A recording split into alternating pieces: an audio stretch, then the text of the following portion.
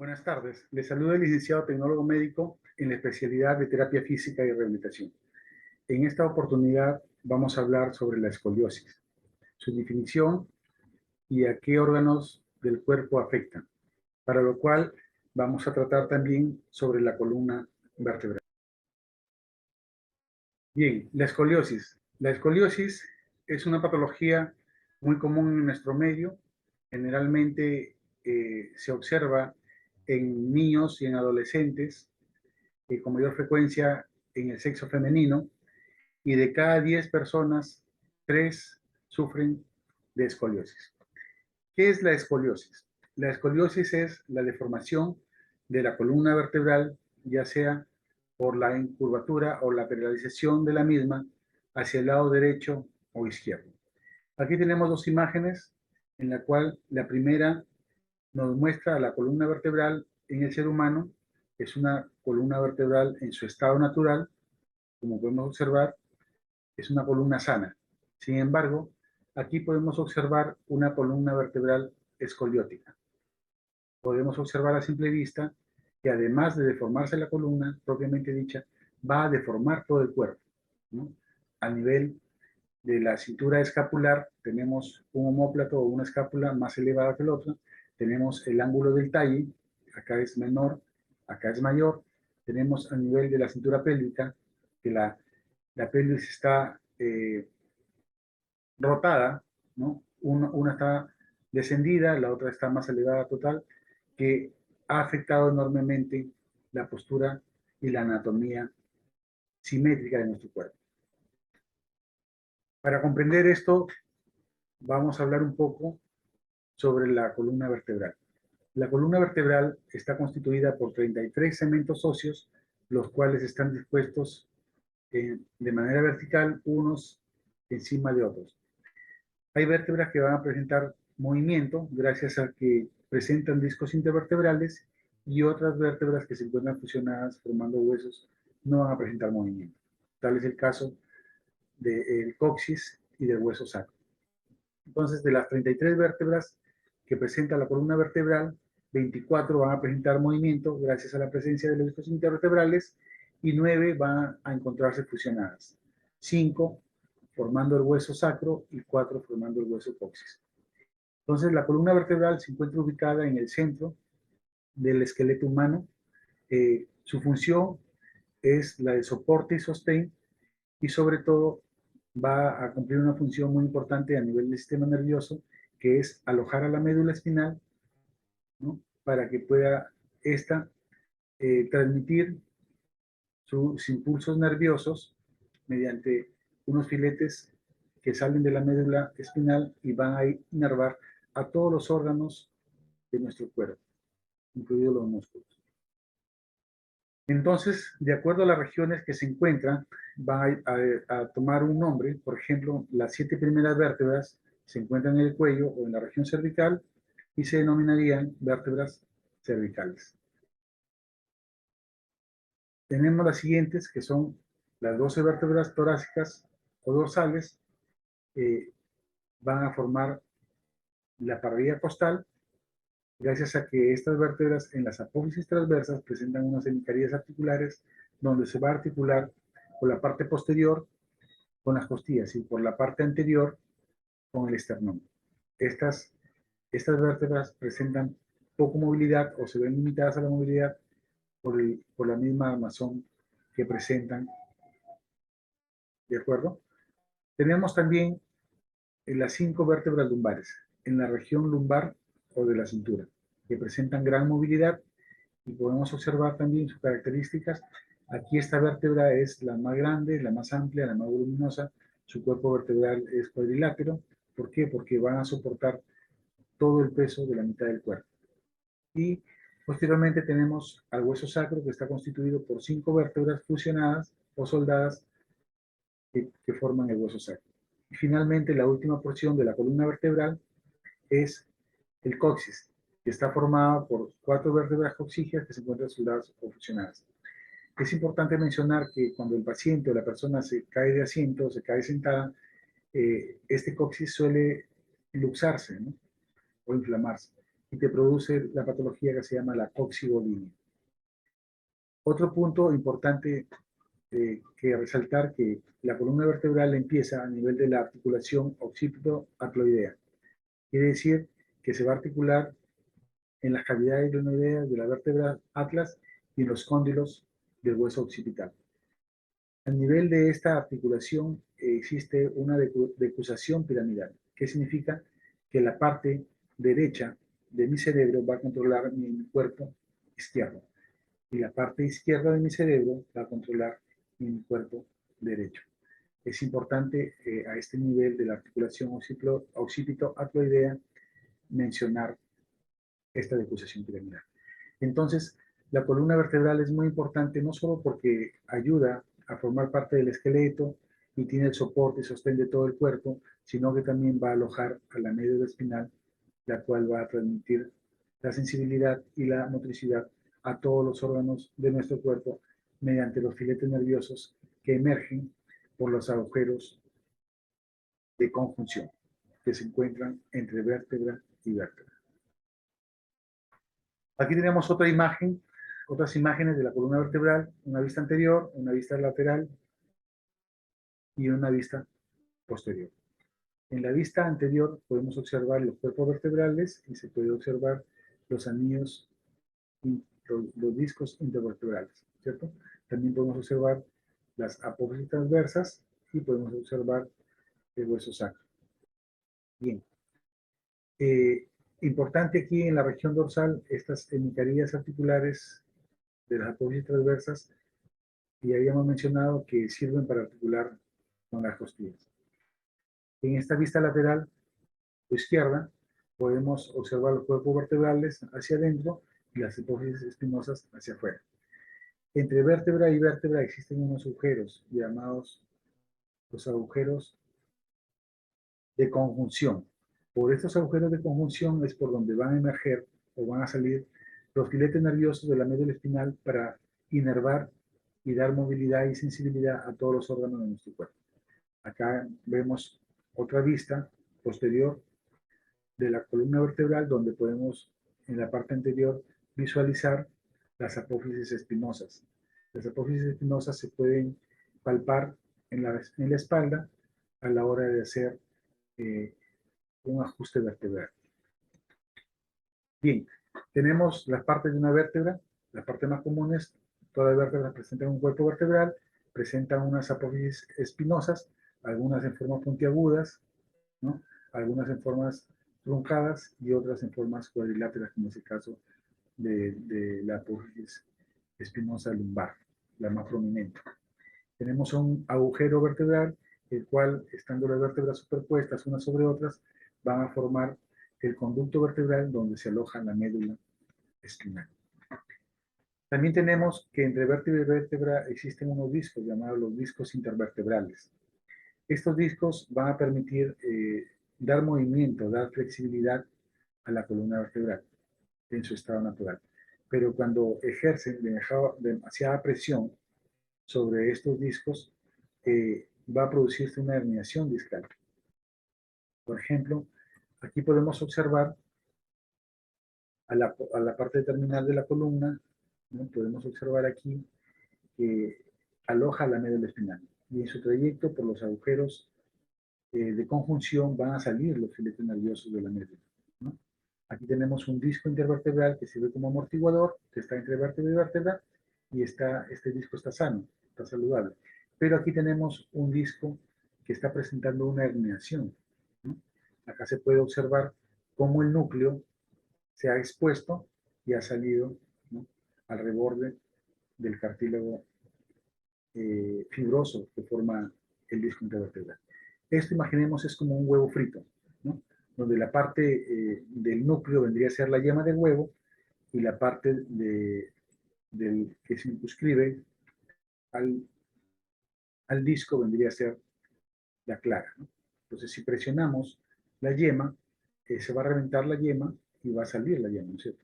De igual forma, a ejercer una presión sobre el disco inadecuada, más de lo normal, este núcleo va a salirse de su sitio y va a producir de herniación discal, la cual al mismo tiempo va a presionar el filete nervioso que sale de la médula, produciendo pues parestesias, adormecimientos y no permitiendo que llegue una buena corriente nerviosa al músculo o al órgano encargado de inervar.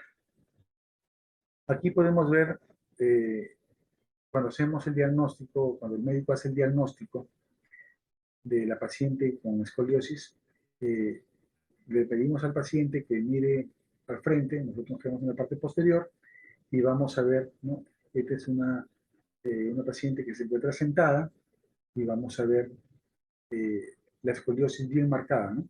Aquí tenemos a nivel de la cintura escapular una escápula, ¿no? Un hombro descendido, el otro está elevado y acortado. Tenemos el ángulo del talle, ¿no? Más pronunciado que en el otro lado. Y por supuesto, a nivel también de la cintura pélvica, existe una descompensación, ¿no? Una está más elevada que la otra. Se nota la deformidad, ¿no? La asimetría anatómica del cuerpo. Muy bien. Acá lo mismo. Aquí podemos ver una imagen de la misma paciente que se le invita a que se ponga de flexión con la punta de los dedos de la mano, se tocan la punta de los dedos de los pies y vamos a ver, ¿no? En este caso, el abombamiento de la parrilla costal, ¿no? Y la deformidad enorme que produce la escoliosis, ¿no? A nivel de la cintura escapular, ¿no?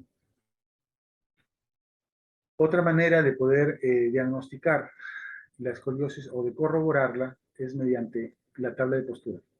Se le invita al paciente a que se ponga mirando frente a la tabla, nosotros nos ponemos por la parte posterior y podemos visualizar, ¿no? Que existe la deformación, ¿no? A nivel de, como tomando como puntos de reparo a nivel de la cintura escapular y la cintura pélvica, ¿no? Vemos la deformación, un hombro y una escápula más elevada que la otra, el ángulo del talle uno es mayor que el otro, las caderas igual, la pelvis está rotada, una más arriba que la otra, etcétera, ¿no? Aquí también podemos ver, mediante la exploración de columna, mediante el signo de Adam positivo, como ya lo habíamos visto anteriormente, ¿no?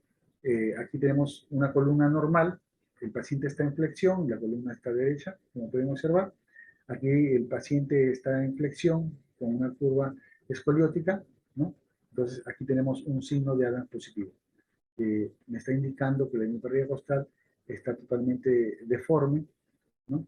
Una la parte de un lado está mucho más elevado que la otra y obviamente las caderas también, ¿no? La deformidad de la columna tanto como del cuerpo.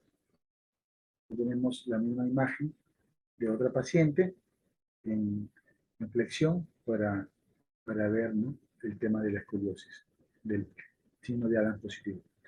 Otro método para poder verificar, ¿no? Sobre la escoliosis es el método de la plomada. Aquí en esta primera imagen estamos demostrando que esta paciente tiene una columna sana, ¿no? Tomamos como punto de referencia la apófisis espinosa de la séptima vértebra cervical, ¿no? Y con el plomo, el cordel del plomo tiene que pasar por el rafer interglúteo, es decir, en medio de los dos glúteos, ¿no? Entonces, la columna está derechita, está sana. Aquí es al contrario, ¿no?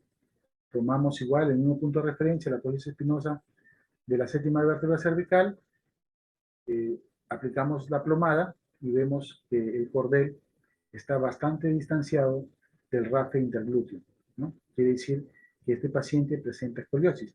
Y si podemos observar también, una vez más, la cintura escapular está desnivelada, la cintura pélvica también, el ángulo del talle también, mientras que acá está abierto, acá está sumamente cerrado, entonces estamos corroborando que esa paciente tiene una escoliosis. Esta es otra técnica de medir los miembros inferiores, que muchas veces son causa de la escoliosis o por la escoliosis.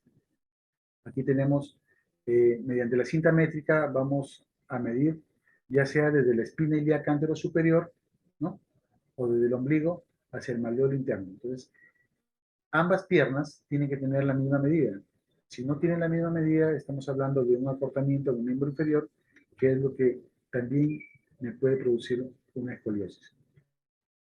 Aquí tenemos otros exámenes auxiliares para corroborar si el paciente tiene o no escoliosis, lo cual se hace mediante los rayos X. Y aplicamos el método de Kopp o el método de Ferguson. Aquí podemos observar, esta es la paciente con escoliosis y esta es su placa y se ve igualito, ¿no? Igualito como se ve en la placa, la columna totalmente desviada hacia la izquierda, acá también podemos observar, ¿no? Entonces, es la placa de la paciente. Aquí podemos ver a nivel del método de Kopp-Lehmann, podemos ver la vértebra superior sana y la inferior se trazan, no, se intersectan las líneas y van a formar un ángulo interno. En este caso es de 89 grados. Entonces estamos hablando de una escoliosis grave, ¿no es cierto? Porque la escoliosis leve va desde 10 grados a 24 grados, la moderada de 24 a 50 grados y la escoliosis grave va de 50 grados para arriba, ¿no? O mayor a 50 grados. Entonces, si esta tiene 89 grados, estamos hablando de una escoliosis grave. Bien, los tipos de escoliosis que se presentan comúnmente, se pueden visualizar aquí en las imágenes. Esta es una persona con una columna vertebral sana, en su estado normal, en la vista anteroposterior. Aquí tenemos la misma vista, pero con una escoliosis a nivel de la región del tórax, se le denominará una escoliosis torácica, ¿no? De acuerdo a la ubicación o la región donde se encuentre la patología, llevará el nombre. Acá tenemos una escoliosis lumbar, ¿no? A nivel de la cintura, entonces se llamará escoliosis lumbar. Aquí tenemos dos escoliosis, una en la región de la cintura lumbar y otra en la región torácica. Entonces será una escoliosis combinada, ¿no? O en S. Y aquí tenemos una escoliosis toracolumbar, que afecta tanto el tronco como la región lumbar. Bien, el tratamiento general entonces de la escoliosis, mediante el médico va a enviar al paciente, después que le ha hecho obviamente la medición de miembros inferiores, si fuera el caso, a que ponga una alza en el taco del zapato del miembro aportado, con la finalidad de compensar, ¿no? Y de evitar la carga escoliótica y de también ayudar a que la tensión muscular y las contracturas se relajen. También se recomienda utilizar el corsé de Milwaukee o de yeso tipo Rizar, ¿no? Y a nivel pues, fisioterapéutico, ya entrando a la especialidad, eh, es muy recomendable los ejercicios de Williams, pero no solo los ejercicios de Williams, también aplicamos el método de Clapp, el método Boba, eh, una serie de métodos que van a tener por finalidad hacer que los músculos de la columna que se encuentran contracturados se vayan soltando, se estiren, se relajen y podamos corregir la deformación, ¿no? También aplicando lo que es reeducación postural global.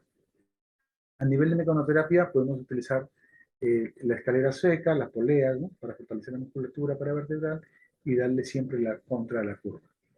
Tenemos agentes físicos, como puede ser las compresas húmedas calientes o los rayos infrarrojos, para ayudar a dilatar la musculatura acortada o contracturada y aliviar el dolor. También va a haber un tratamiento farmacológico, ¿no? Mediante la prescripción médica de relajantes, antiinflamatorios y analgésicos, y también va a haber una rehabilitación psicológica.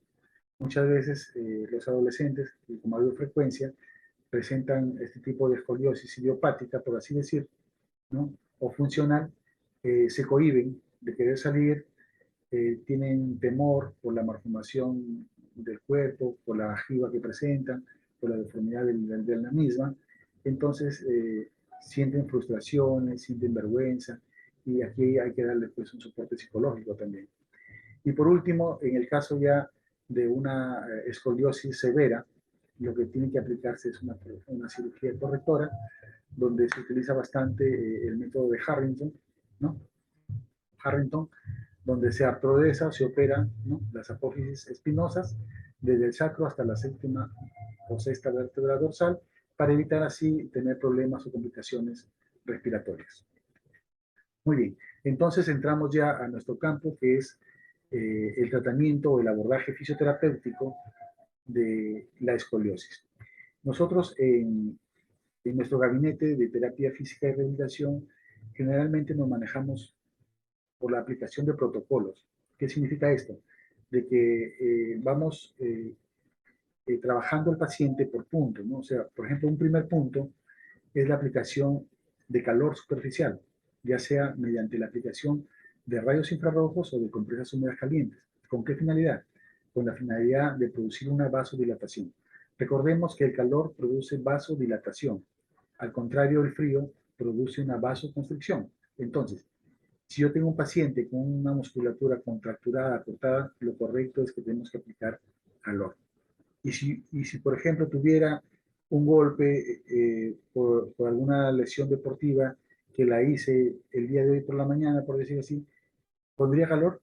No, ¿no es cierto? Pondríamos frío, lo que se llama crioterapia. ¿Por qué? Porque el frío produce vasoconstricción. Muy al contrario, el calor produce vasodilatación. Entonces, como estamos tratando una escoliosis, como estamos tratando músculos que están contracturados, que están acortados, que están espásticos, que están duros, ¿no? Que están, digamos así, tensionados, entonces tenemos que aplicar calor. ¿Ya? Entonces, a eso me refiero que seguimos un protocolo. Antes de hacer el masaje, para ayudar a mi paciente a que la musculatura se relaje y se suelte, ¿qué hago? Aplico el calor, ¿no? Entonces, una vez que el músculo está relajado, está más suelto, se produjo la vasodilatación, llegó más oxígeno al músculo, llegó más nutrientes, este músculo recuperó su tono muscular, entonces recién aplico mi masaje. Si la musculatura siguiera aún muy contracturada, entonces por criterio tendría que utilizar un masaje de tipo descontracturante. Pero si la musculatura ya está más relajada, más suelta, más liviana, entonces hago un masaje relajante, ¿no?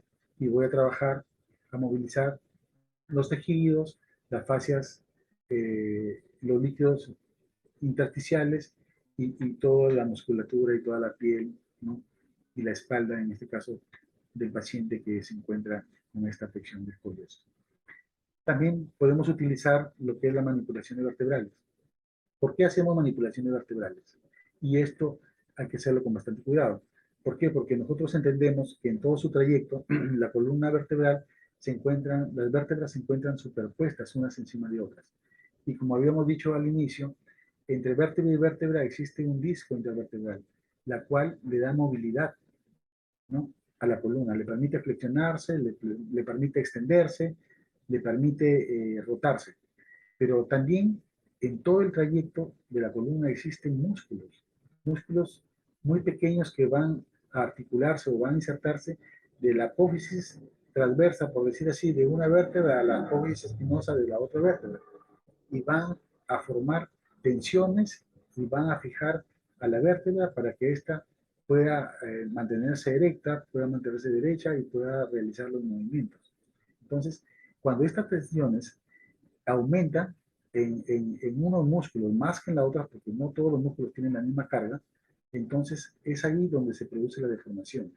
Entonces, las vértebras se rotan. Ojo, estoy explicando que la vértebra se rota, no estoy diciendo que la vértebra se desplaza, porque si la vértebra se desplazara, amputara la médula y la persona automáticamente se muere, ¿no es cierto?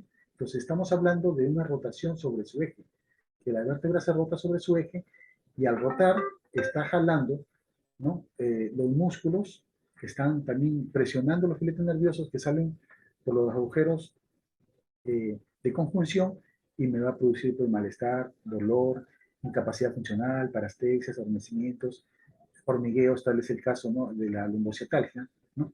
Por así decirlo. Entonces, de esta manera hacemos la manipulación vertebral para reacomodar o llevar la vértebra rotada a su posición normal, ¿no es cierto?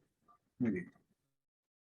El otro paso a seguir de acuerdo a la experiencia personal y de acuerdo también al protocolo es hacer el método Mackenzie, ¿no? O la extensión de columna.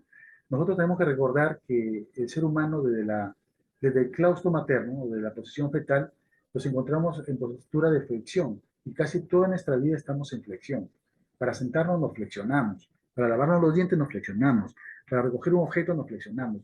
Entonces estamos aplastando los discos intervertebrales con nuestro cuerpo vertebral, porque los cuerpos vertebrales, recordemos, están en la parte anterior, interna del cuerpo. Y estos van a estar flexionando y aplastando constantemente los discos. Y llega el momento en que estos se desgastan, que estos se hernian y que me producen la patología. En este caso, me producen la escoliosis.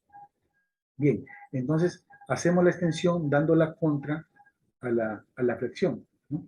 Porque la extensión es lo opuesto a la flexión.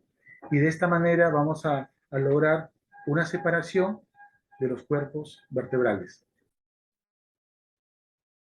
Bien, entonces, al hacer la extensión, estamos haciendo una ligera separación de la presión que ejerce la flexión sobre el disco, ¿no? Entonces, hacer la extensión, separamos el cuerpo vertebral que está aplastando al disco, lo estamos separando.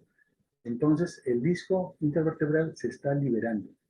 Es una oportunidad para que este disco intervertebral se reacomode y, por supuesto, se relaje.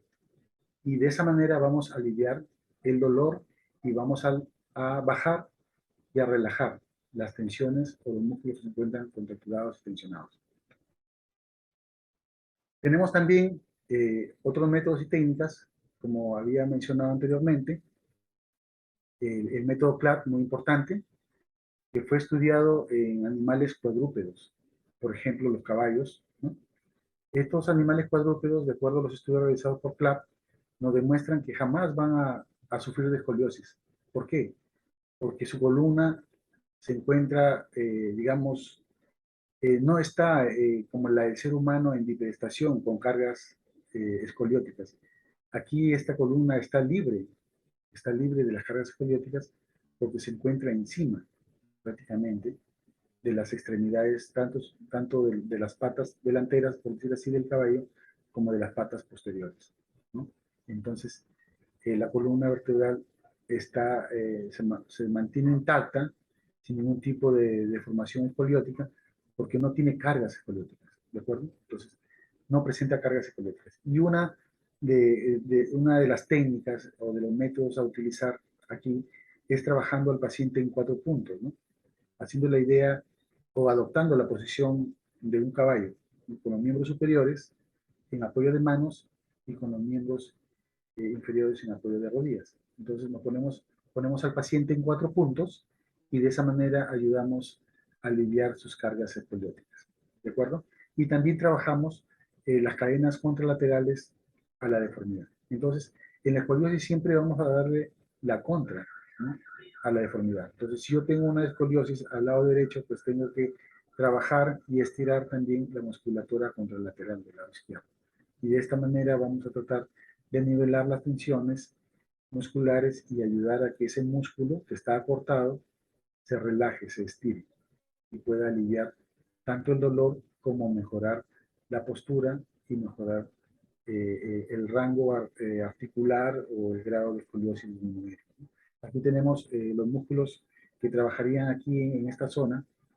Muy importantes son los músculos multífidos y los músculos rotadores. Entonces, como ustedes pueden ver, eh, aquí tenemos la apófisis espinosa en esta vértebra superior y en la otra vértebra inferior tenemos la apófisis transversa. Entonces, este músculo multífido se inserta en la apófisis espinosa de la vértebra inferior o superior y en la apófisis transversa de la vértebra inferior. Es ahí la demostración de lo que le hablé anteriormente de la rotación vertebral. Entonces, cuando este músculo se tensiona, ¿qué va a hacer? Me va a rotar sobre su eje a la vértebra superior. La va a rotar, o sea, la va a poner hacia la derecha, un poco hacia la derecha, mientras que la otra vértebra está en su posición normal. Entonces, ya se produjo la rotación. Y al producir la rotación, ¿qué va a pasar? El músculo obviamente se va a contracturar, se va a cortar, me va a producir dolores a nivel de la fascia muscular, me va a producir dolores a nivel de esta zona de la columna, de la espalda, y me va a limitar la movilidad y la funcionalidad de la misma. Entonces, es por ello que también es importante aplicar el ajuste vertebral o mejorar las rotaciones inadecuadas de la columna. Entonces, aquí podemos ver en estas imágenes, estamos trabajando en nuestro gimnasio, donde podemos apreciar la escalera sueca, es muy importante, es una herramienta muy importante que siempre se utiliza para los estiramientos musculares, tanto de miembros superiores como de miembros inferiores, y también de manera particular yo lo utilizo bastante en mis pacientes hemipléjicos, porque es aquí donde los paro, es aquí donde el paciente hemipléjico, después de pasar de la posición de acostado a sentado, la paso aquí, ¿no? De sentado a bipedestación. Entonces es muy importante porque mediante la escalera sueca el paciente va a poder agarrarse, va a poder ponerse de pie, va a empezar a fortalecer los miembros inferiores, los miembros superiores, la coordinación, el equilibrio, y va a poder estar de pie. Una vez que logramos que esté de pie, que controle todo lo que es coordinación, equilibrio y fortalecimiento muscular, ya se le enseña al paciente a que pueda caminar mediante las barras paralelas, por así decirlo. Bien. Estos son los músculos que se encuentran en la columna, ¿no? Tenemos músculos rotadores, tenemos músculos semiespinosos, ¿no? Y son músculos muy pequeños que van a ir insertados entre vértebra y vértebra, entre vértebra y costilla, ¿no? Como un tejido. Y en todo el trayecto de la columna vertebral, es decir, de la región cervical hasta la región lumbar. Entonces, será una potente masa muscular llamada los músculos cérvico lumbares que están tanto al lado derecho como al lado izquierdo de la columna vertebral. Lo que siempre les explico a mis pacientes cuando llegan a la consulta, ¿no? Es que si yo me pongo a tirar de una cuerda, como lo dije en el video anterior, con un niño de 5 años, naturalmente, como yo soy más fuerte, más grande, voy a jalarlo a ese niño con todo y cuerda, ¿no es cierto? Entonces, de igual forma, trabajan las tensiones musculares. La tensión muscular que está más fortalecida del lado izquierdo con el derecho, entonces me va a jalar, ¿no? O igual cuando les cito el ejemplo, ¿no? Para los que somos de la ciudad de Chiclayo, la antena de Canal 4, por ejemplo. Es una antena que está derechita y que a ambos costados presentan templadores, ¿no es cierto? ¿Qué pasa si cortamos los templadores de un lado? Por lógica, la antena se va a ir para el otro lado, va a caer para el otro lado, ¿no es cierto? ¿Por qué? Porque la tensión o la parte que está fuerte va a jalar a la parte débil. Entonces, de igual forma, funcionan aquí estos tejidos musculares, ¿no? Entonces, la musculatura que está más fuerte va a jalar a la débil y la va a rotar. O me termina rotando la vértebra, deformándome la columna, o me termina deformando todo el cuerpo. Entonces, es así como funciona los músculos en cada articulación denominada vértebra, y es así como se rotan las vértebras, y es así como se producen eh, las curvas escolióticas, ¿no? Por los ángulos escolióticos. Bien. Aquí tenemos otras imágenes donde podemos observar trabajos de flexibilizar columna, ¿no? Trabajos de relajamiento, de estiramiento, ¿no? Podemos observar que existe un espejo. El espejo es muy importante porque mediante el espejo podemos visualizar la deformidad, ¿no? de la columna o del miembro que queremos trabajar, y también vamos a utilizarlo para poder educar o reeducar la postura viciosa o corregir la postura inadecuada, ¿no? Mediante la reeducación postural global, ¿no? Y mediante las técnicas o métodos de Clark que ya hemos visto, ya hemos explicado, hacemos estiramientos musculares. Mediante el método de Polk hacemos el relajamiento muscular, ¿no? Y bueno, de esta manera vamos a trabajar de manera ordenada y disciplinada, como dije anteriormente al inicio, respetando pues un protocolo, ¿no? Para poder obtener beneficios y ayudar a nuestro paciente a que esa patología, a que ese dolor vayan desapareciendo paulatinamente. Algo importante también que tengo que mencionar es que la terapia física y rehabilitación no es como que yo tengo una infección estomacal, por decir así, una diarrea, y bueno, sabemos que tomando un antibiótico, un Amotrin, por ejemplo, ¿no? Me corta la diarrea, ¿no? O si de repente el paciente está con fiebre, se toma un antipirético, ¿no? Por decir así, una metamisol, o un Febrax, o un Reprimand, y te baja la fiebre. Entonces, en rehabilitación es un proceso. Y se le tiene que explicar tanto al familiar como al paciente, ¿no? Al paciente como al familiar. Que es un proceso que no se desesperen, que en cada terapia que nosotros aplicamos a nuestro paciente vamos a ir ganando beneficios favorables para el paciente. Vamos a ir reduciendo las contracturas, por decir así, vamos a ir flexibilizando la columna, vamos a ir disminuyendo el dolor y vamos a ir modificando, en este caso, las posturas inadecuadas o viciosas que el paciente adopta y el cual es parte de la patología.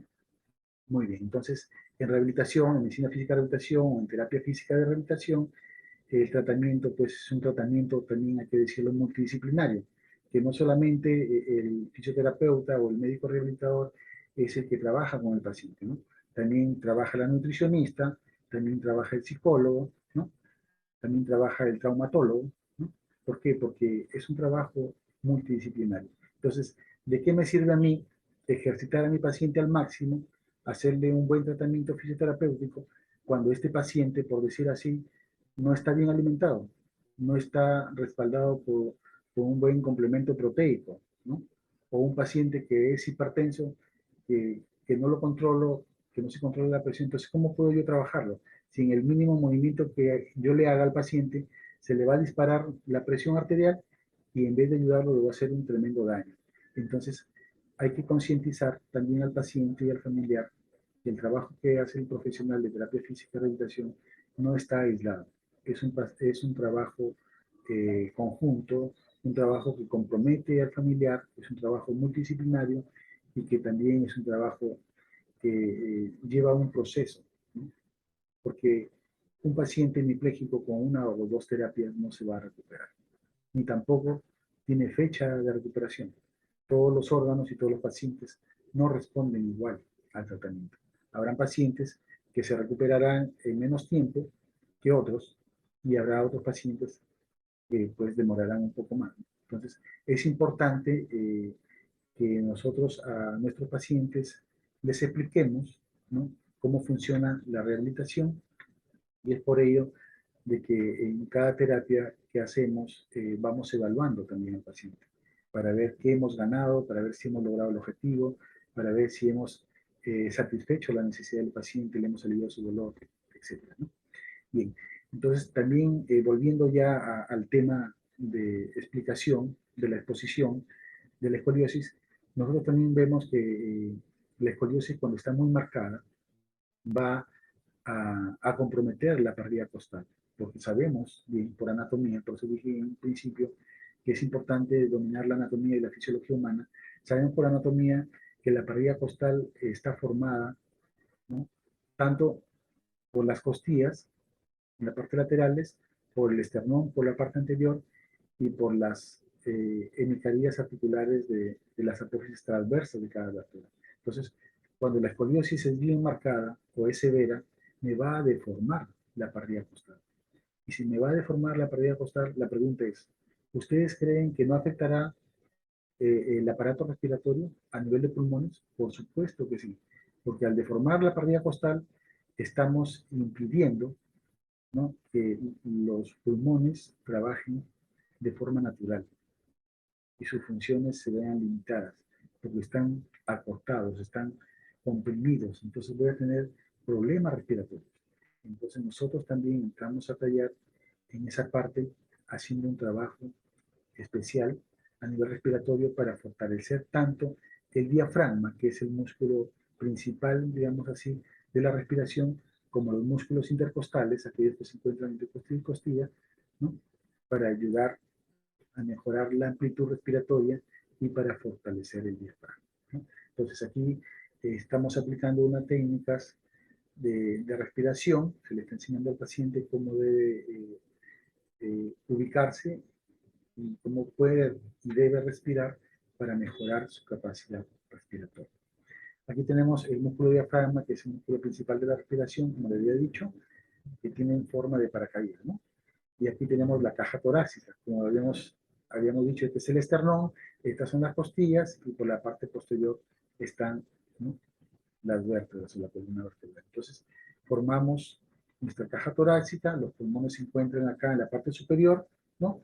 De pasada, el diafragma va a limitar o a dividir la caja torácica en dos.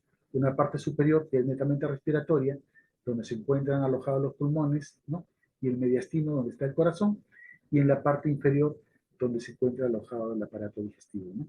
Llámese el estómago, y los intestinos y todos los elementos que forman parte del aparato digestivo. Bien, entonces, como podemos visualizar, la terapia física de rehabilitación no solamente se trata de hacer masajes, sino también de la utilización de métodos y técnicas para ayudar a que el paciente mejore, tanto en el aspecto físico, en el aspecto neurológico, en el aspecto cardíaco, respiratorio, etc. Aquí tenemos otro tipo de ejercicio donde se encuentra el paciente acostado, ¿no?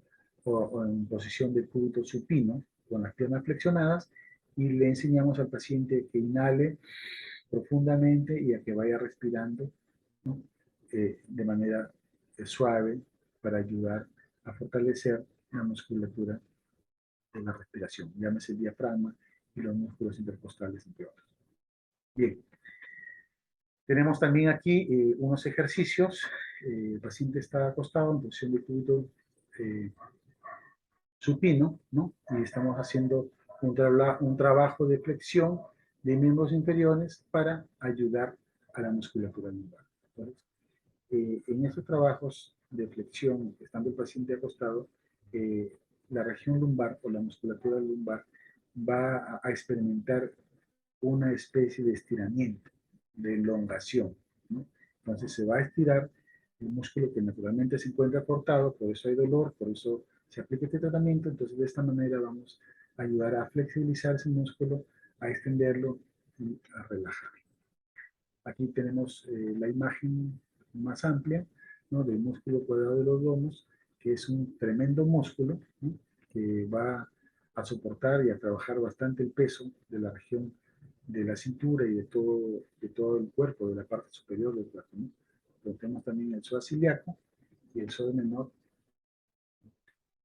Y bueno, tenemos también un tratamiento con ortesis. Este tratamiento con ortesis es muy importante.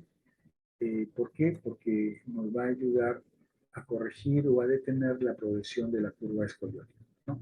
Entonces, el objetivo es detener o prevenir la progresión de la curva escoliótica. Tenemos un 85% de pacientes que aplicamos o que aplican este tratamiento detienen la progresión de la curva escoliótica. El otro 50% la corrige, ¿cierto? Y tenemos que la curva, cuando es mayor, ¿no?, a 30, 45 grados, en la primera visita en un paciente que se hizo el estudio, vemos que se logró corregir de manera bastante favorable para el paciente. Y bueno, después de esto se le retiró eh, la ortesis, ¿no?, y se siguieron los ejercicios terapéuticos, siempre dando la contra la curvatura, ¿no? Se mejoró la flexibilidad de la musculatura, se mejoró la postura del paciente y ayudamos a que la deformación y la curva escoliótica disminuyera en gran parte. Aquí tenemos también el coser de Risser, que ayuda bastante a fijar la columna y a acomodarla, ¿no? Entonces, este es un corsé bastante duro, bastante incómodo, por cierto, pero que necesariamente se tiene que aplicar en pacientes que tienen ya una escoliosis muy marcada y severa, ¿no?, para ayudarles. Bien, entonces, como parte final, cuando atendemos a nuestros pacientes en la consulta, tratamos en cada patología de, de brindarles pues, un tríptico informativo de su patología, cómo abordarla, qué es lo que deben hacer y sobre todo que hagan la repetición en casa con mucha prudencia de los ejercicios y de los movimientos que uno aplica en el tratamiento. Entonces, de esta manera, como dije también inicialmente, el tiempo de duración de la patología se va a acortar. Mientras más intensa sea la terapia, con bastante prudencia, ¿no?, basados en conocimiento científico, no vamos a manipular con manipular, ¿no? Entonces el paciente va a recuperar mucho más rápido. Entonces, con la única finalidad de poder, digamos, instruir, de dar conocimiento al paciente de la patología y de que el paciente pueda comprender por qué es que se le realiza o se le aplica tal método, tal técnica o tal procedimiento, o por qué es que aplicamos tal protocolo en dicho tratamiento es que se le brinda a los pacientes este tipo de títulos informativos para que conozcan más de su patología. Bien, espero que este video haya sido de su agrado, que haya podido compartir algo de conocimientos, con toda humildad les digo, y pues muchas gracias por su atención, con el compromiso de hacer más videos con las patologías más comunes que atendemos, para que las personas puedan conocer un poco más de sus patologías y también puedan conocer un poco más de la especialidad de terapia física y rehabilitación. Muchas gracias, buenas tardes.